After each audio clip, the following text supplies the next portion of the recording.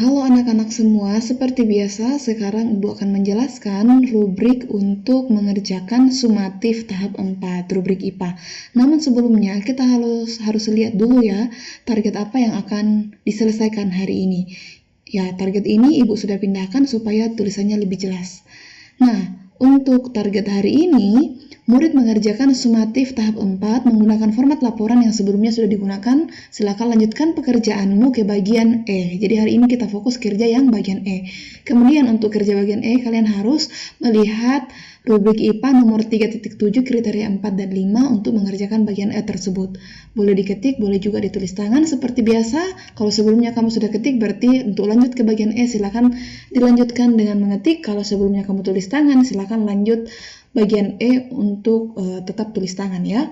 Lalu seperti biasa kalau sudah selesai silakan kumpul laporannya. Sebelum kamu kumpul silakan cek dulu kelengkapannya. Apakah bagian sebelumnya yaitu A, B, C, D sudah lengkap dan juga bagian hari ini yaitu bagian E sudah ada. Kalau sudah lengkap semuanya A, B, C, D, E silakan dikumpulkan ya di sumatif tahap 4. Nah sekarang kita membahas bersama-sama untuk rubrik yang akan kita gunakan. Di Google Classroom sudah ada rubriknya, nanti kamu cek di sini. Ya, silakan kamu lihat untuk rubrik yang digunakan itu adalah rubrik bagian 4 dan 5. Ya, rubrik bagian 4 dan 5. Ibu sudah pindahkan supaya tulisannya lebih jelas. Untuk rubrik 4 dan 5, ya, yang keempat itu membuat 3 contoh simbiosis mutualisme, komensalisme, dan parasitisme dari komponen biotik yang terdapat dalam daftar pengamatan disertai penjelasan. Jadi kan waktu itu kamu sudah mengamati hewan dan tumbuhan ya di bagian A. Silakan kamu gunakan hewan dan tumbuhan tersebut, kamu buat dalam bentuk simbiosis. Kamu buat simbiosisnya berarti ada 3 ya, 1 simbiosis mutualisme, 1 contoh komensalisme, dan 1 contoh parasitisme. Nah kalau misalnya nanti kamu buat simbiosisnya, terus seperti biasa yang sebelumnya kita kerjakan jaring-jaring makanan. Kalau misalnya tumbuhan yang ada di pengamatanmu tidak cukup di dalam membuat simbiosis, boleh pakai tumbuhan atau hewan yang lain ya, tapi kamu usahakan pakai dulu tumbuhan dan hewan yang ada di pengamatanmu di bagian A. Nanti kalau misalnya kekurangan baru boleh tambahkan hewan dan tumbuhan yang lain supaya simbiosismu ini bisa lengkap. Contoh-contohnya yaitu ada 1 mutualisme, ada 1 komensalisme, dan ada 1 parasitisme.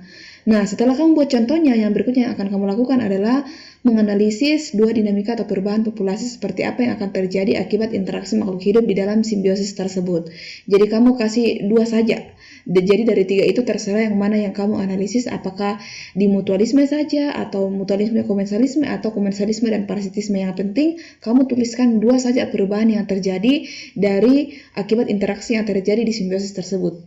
Contohnya, misalnya simbiosis mutualisme antara lebah dengan bunga.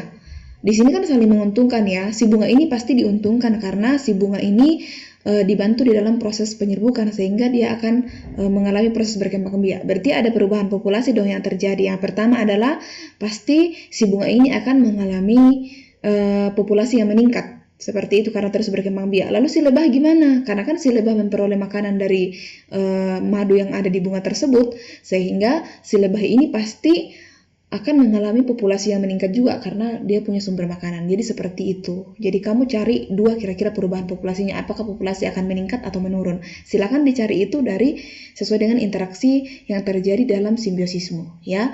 Jadi interaksi yang terjadi dalam simbiosis ini kamu perhatikan, kamu harus jelasin ya. Jadi jangan cuma tulis contoh simbiosis mutualisme, simbiosis antara lebah dan bunga. Harus dijelasin, lebah dapat keuntungan apa, bunga dapat keuntungan apa, dan yang lainnya juga seperti itu. Komensalisme juga dijelaskan, parasitisme juga dijelaskan. Oke anak-anak, itu saja yang perlu diperhatikan.